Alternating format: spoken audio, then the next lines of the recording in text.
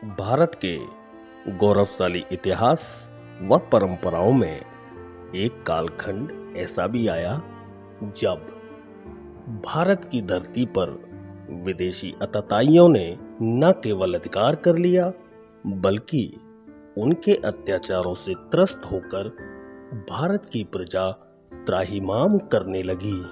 यह लगभग 800 वर्ष का समय ऐसा बीता जिस समय भारत की अर्थव्यवस्था, परंपराएं एवं शिक्षा तथा स्वास्थ्य व्यवस्थाएं तार-तार हो गईं।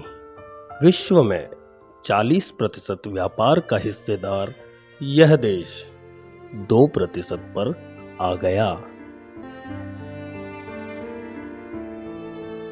यहाँ का ग्रामीण समाज अज्ञान व बीमारी का घर बन गया।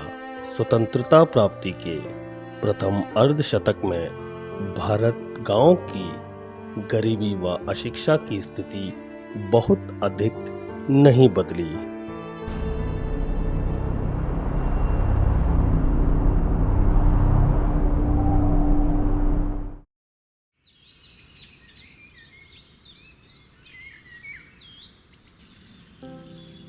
21वीं सदी के प्रारंभ से ही एकल अभियान सरकार एवं अन्य संस्थाओं के प्रयास से यह परिदृश्य बदल रहा है। एकल आरोग्य फाउंडेशन इंडिया द्वारा संचालित एक स्वास्थ्य के प्रति जागरूकता का एक ऐसा कार्यक्रम है जो सुदूर गांव जहां चिकित्सीय सुविधाएं नहीं हैं और चिकित्सा के बारे में जानकारी भी नहीं है, ऐसे पहले जो प्रकल्प केवल वनवासी एरिया तक चलते थे, अब शहर के सुदूर गांवों में भी इनको विकसित किया गया है। एकल आरोग्य के प्रयासों का केंद्र गांव की ही एक विवाहित महिला आरोग्य सेविका है, जिसे चिकित्सकों, वैद्यों तथा कार्यकर्ताओं के द्वारा बीमारियों की रोकथाम के लिए प्रशिक्षित किया गया है। इसमें बीमारियों से बचाव के लिए और वनौषधियों के द्वारा साधारण बीमारियों के इलाज के लिए एक गांव की ही महिला को हम चुनकर प्रशिक्षित करते हैं और उसके द्वारा ही हमारी सारी योजनाओं का क्रियान्वयन होता है। वह इन उद्देश्यों की पूर्ति के लिए घर घर संपर्क करने जाती है। वहां वह घर के रोगियों को वनौषधि से ठीक करती है। हर तीसरा व्यक्ति कहीं ना कहीं किसी रोग से ग्रसित है और हर 5 में से एक व्यक्ति गंभीर रोग से ग्रसित है।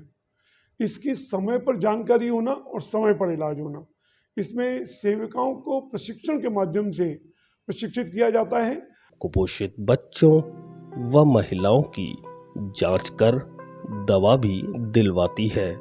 उन्हें पोषण युक्त भोजन की सलाह भी देती है। स्कूल जाकर बच्चों की स्वास्थ्य जांच करती है।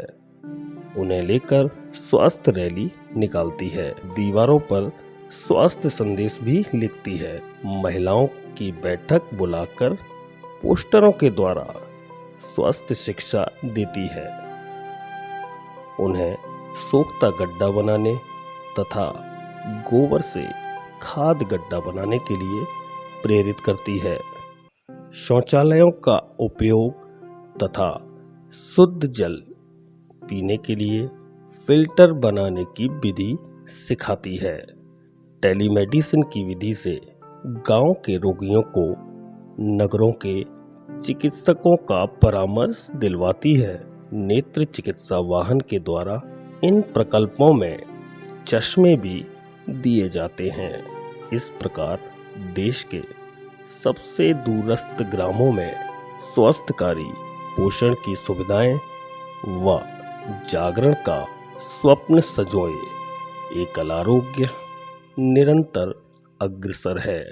दोस्तों, आरोग्य फाउंडेशन ऑफ इंडिया जो एक स्वयंसेवी संस्था है, जिसकी स्थापना झारखंड में 1989 को की गई थी, जिसका उद्देश्य गांव में रहने वाले उन लोगों की देखभाल करना था जहाँ तक एक आम आदमी नहीं पहुँच पाता।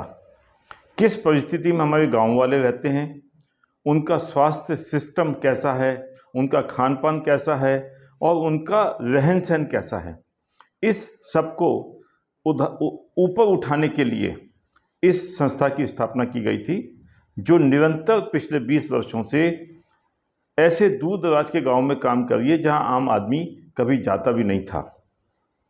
वहां पर हम लोग बीमारी से बचने के अलावा बीमारी ना हो इस पर काम कर रहे हैं।